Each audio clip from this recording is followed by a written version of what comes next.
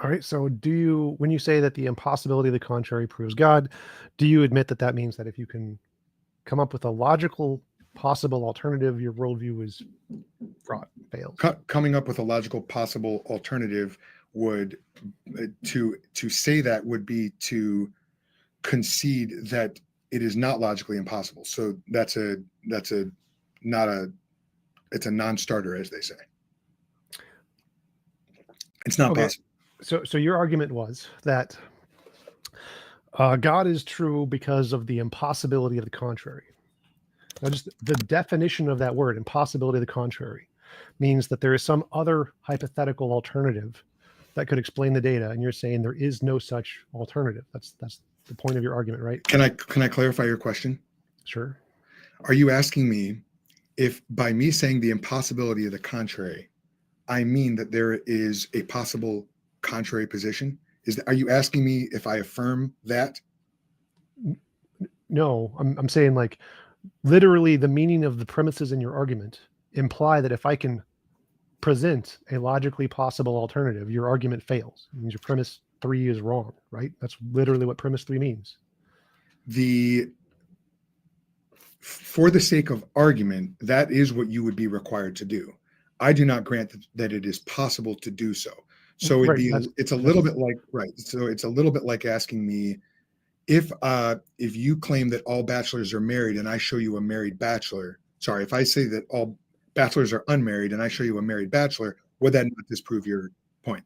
Yeah, that's literally the question. So, like, if you say there is no such thing as B and I show you B, your argument is wrong, correct?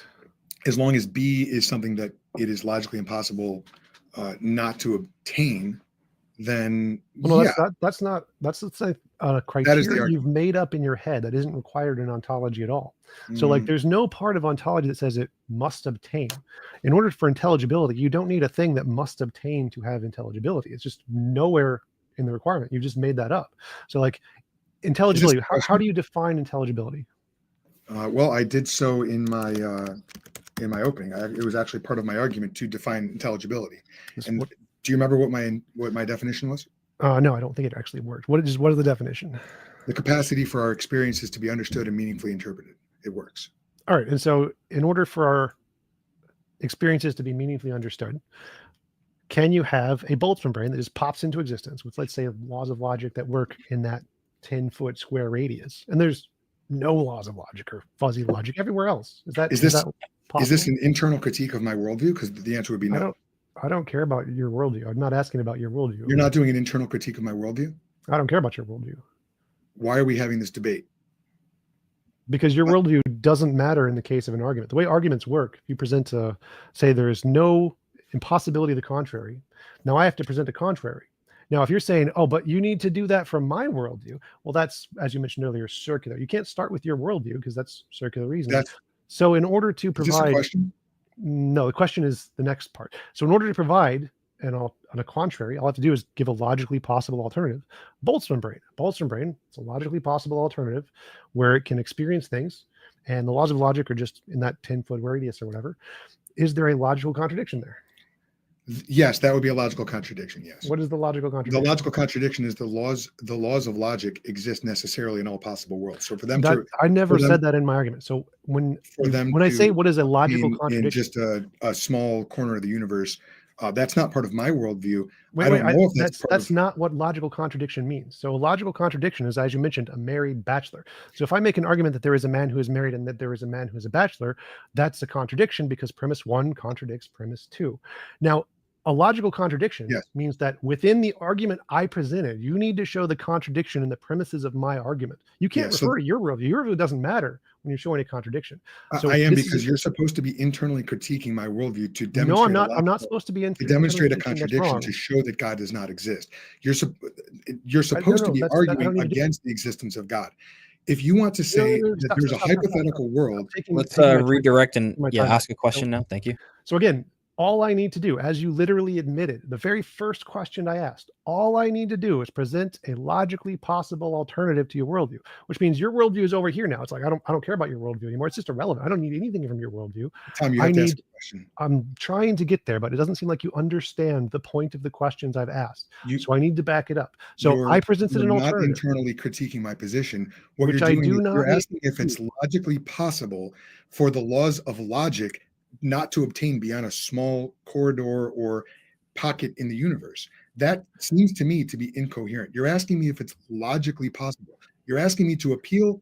You're even appealing to transcendent laws of logic in order to present a situation in which the laws of logic are not transcendent. No, I never did that. Okay, I'm taking my time back. Again, I'm taking my time back. You can just forget. Just say the laws of logic exist in location A. What happens out, don't care. Doesn't matter. Laws of logic exist in this box. I don't care. What are they grounded in this scenario? I don't care. So I don't stop. I don't need to reference your worldview anymore because now I have a different worldview. Worldview B. I have presented an alternative worldview.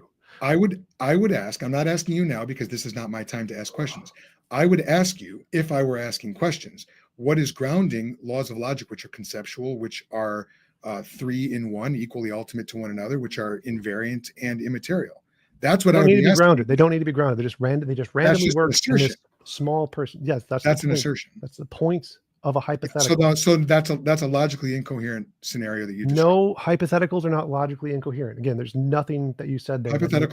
This hypothetical is logically incoherent because you're appealing to transcendent laws of logic. No, and you're supposed to be asking me questions. I'm supposed to be giving answers. Yes, that is the way it's supposed to be. That you are failing to do so. So what is the logical contradiction with the laws of logic applying to the Boltzmann brain, and the Boltzmann brain thinks in things? Okay. No. Are you ready for the answer? Sure. You're appealing to logical transcendence. Where in my argument? Which premise? When you asked me if it was logically coherent. No, I didn't. I did not ask if it was logically. I don't care. What did you ask? If it was logical. What is the logical contradiction? No, earlier. What did you say? That's what I'm referring to. What? You asked me if it was logically coherent or no, I never asked if it was logically. I don't care about your ability to cohere things. I don't care. What is the logical contradiction with a Boltzmann brain understanding reality? I need to understand. Last question. I need to know more about this world that you're talking about, because you're appealing to laws of logic as if they can exist in a tight little corner of the universe, and that flies in the face of metaphysics, what the laws of logic are. So that would be a logical contradiction. That would entail meaninglessness. That would entail non-intelligibility. So the situation you've presented is non-intelligible, which I think demonstrates where atheism does lead. Which, by the way, I just want to point out, you have not made a positive argument against God. You're trying to undercut mine. You're failing to do so. We're going to move on to the next period of cross-examination. Before we do, now is your chance to send super chats. If there's not a lot of super chats coming in for questions for the question and answer period, just type in question in capitals with a dash, and we'll go through questions like that. All right, Joel, your second cross-examination period starts when you start talking. Tom, what is your ultimate foundation for knowledge, and why is it not arbitrary? My ultimate foundation for knowledge.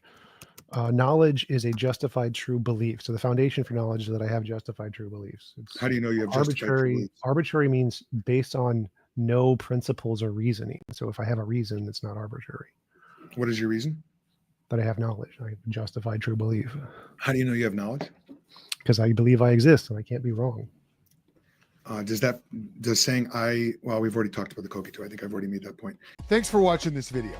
If you enjoyed it, please give it a like and subscribe to this channel. Here's a video that you should watch next. And if you really want to take your learning further, you need to know about the Hammer and Anvil Society, our premier discipleship community for Christian men. Learn more at thethink.institute/society. Until next time, I hope it made you think.